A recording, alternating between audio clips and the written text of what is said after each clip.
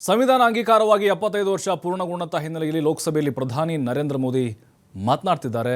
ನೇರ ಪ್ರಸಾರ ನೋಡೋಣ. जिन्होंने अपनी पार्टी के संविधान को कभी स्वीकार नहीं किया है, क्योंकि संविधान को स्वीकार करने के लिए एक लोकतांत्रिक स्पिरिट लगता है जो जिनकी रगों में नहीं है। सत्तावाद और परिवारवाद भरा पड़ा है। अब आप देखिए जो कैसी शुरुआती कितनी गड़बड़ हुई है। मैं कांग्रेस की बात कर रहा हूं। 12 कांग्रेस की प्रदेश की कमेटियों ने 12 प्रदेश कमेटियों ने सरदार पटेल के नाम पर सहमति दी थी। नेहरू जी के साथ एक भी कमेटी नहीं थी, नॉट अ सिंगल। संविधान के तहत सरदार साहब ही देश के प्रधानमंत्री बनते हैं, लेकिन लोकतंत्र में श्रद्धा नहीं, खुद के संविधान पर विश्वास नहीं, खुद के ही संविधान को स्वीकारना नहीं, और सरदार साहब देश के प्रधानमंत्री नहीं बन सके और ये बैठ गए। जो लोग अपनी पार्टी के संविधान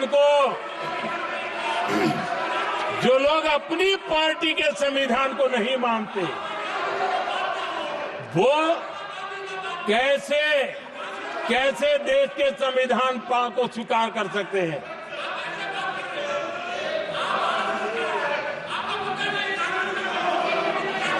आदरणीय सभापति जी,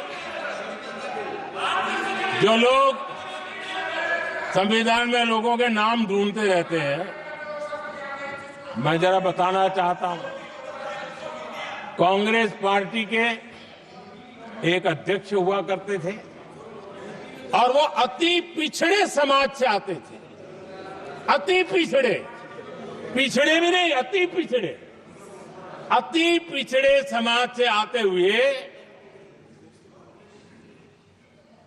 उनके अध्यक्ष श्रीमान सीताराम केसरी जी, कैसा अपमान किया गया। कहते हैं बाथरूम में बंद कर दिया गया, उठा करके फुटपाथ पर फेंक दिया गया। अपनी पार्टी के संविधान में ऐसा कभी नहीं लिखा गया, लेकिन अपनी पार्टी के संविधान को न मानना, लोकतंत्र की प्रक्रिया को न मानना, और पूरी कांग्रेस पार्टी पर एक परिवार ने कब्जा कर लिया, लोकतंत्र को नकार दिया। आदरणीय सभापति जी,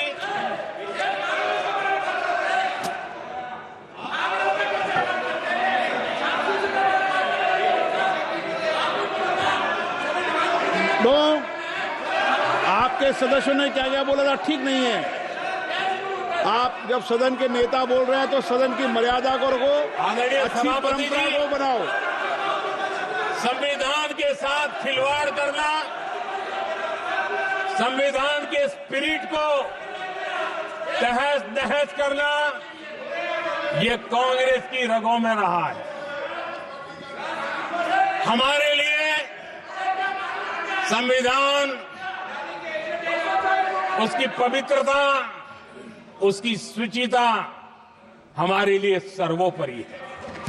और ये शब्दों में नहीं है, जब जब हमें कसौटी पर कसा गया है, हम तप करके निकले हुए लोग हैं। मैं उदाहरण देना चाहता हूं। 1996 में सबसे बड़े दल के रूप में भारतीय जनता पार्टी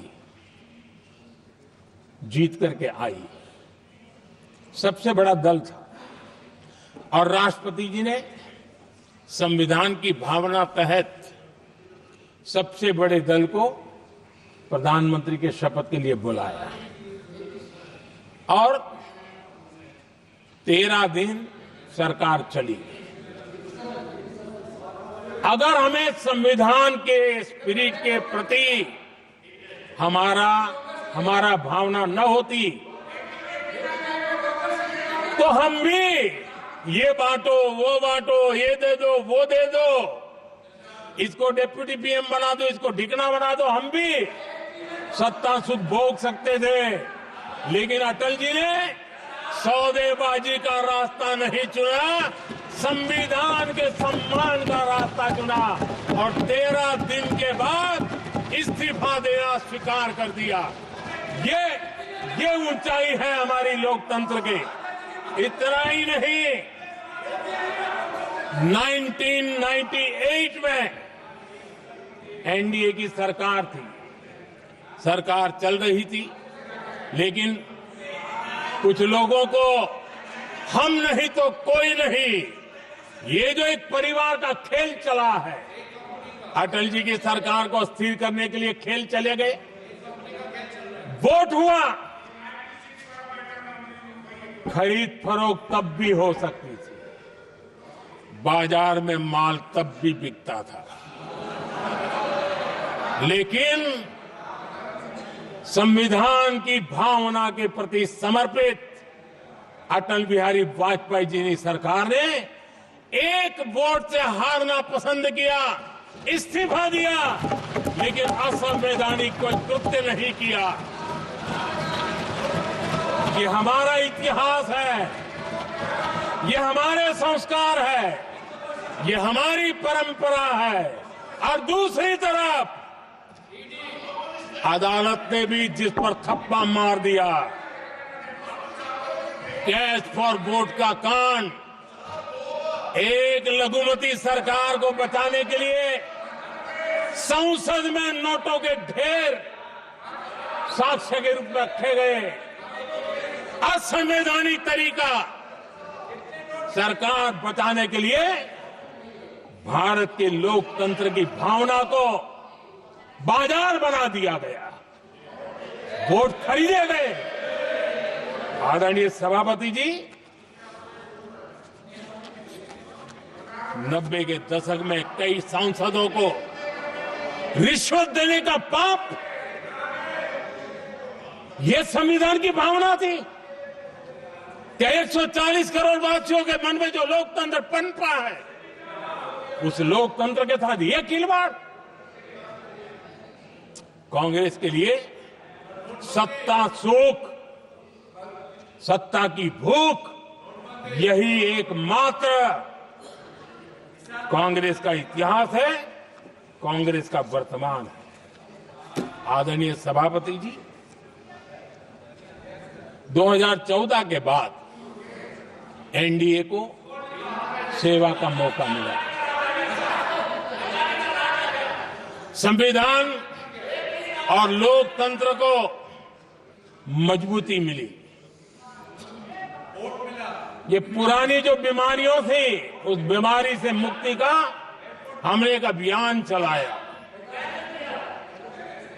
बीते 10 साल यहां से पूछा गया, हमने भी संविधान संशोधन किए। जी हां, हमने भी संविधान संशोधन किए हैं, देश की एकता के लिए, देश की अखंडता के लिए, देश के उज्जवल भविष्य के लिए और संविधान की भावना के प्रति पूर्ण समर्पण के साथ किए हैं। हमने संविधान संशोधन किया, क्यों किया? इस देश का ओबीसी समाज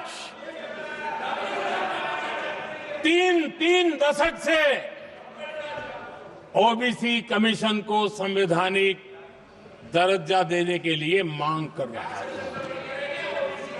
ओबीसी के सम्मान के लिए, उसको संवैधानिक दर्जा देने के लिए हमने संविधान संशोधन किया है।